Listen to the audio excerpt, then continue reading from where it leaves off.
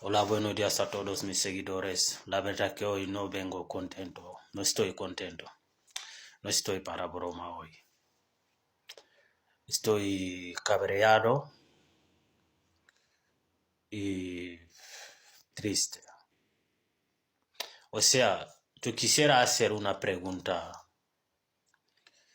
¿Qué apellido uno debe tener para que te considere como un senegalés?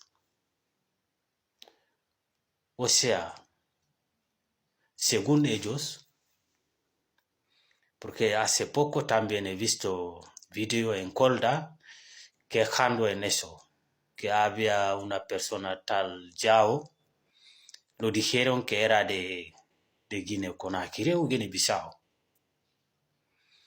Esta vez un conductor lo dijeron que no era senegalés por tener apellido Ba.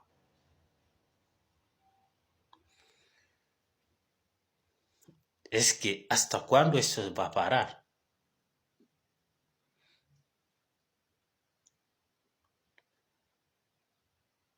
O sea, nosotros, les Pel, o sea, Fulbe o Fulani, como quieras llamarlo, ¿en qué planeta somos? Yo eso lo quiero saber. Si no somos senegaleses, si no somos gambianos, si no somos guineanos, entonces, si no somos mauritanienses, entonces, ¿en qué planeta somos? ¿En qué mundo venimos nosotros? ¿Cuál es nuestro país?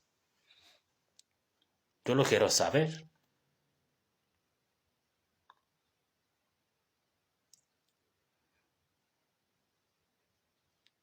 Es que yo a veces flipo con esta tontería, estos estupideces que hacen en Senegal, en África en general, con nuestra etnia Pel.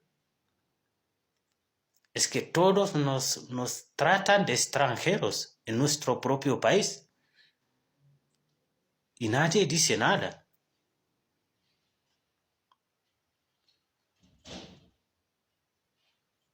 O sea, no entiendo. De verdad, no lo entiendo.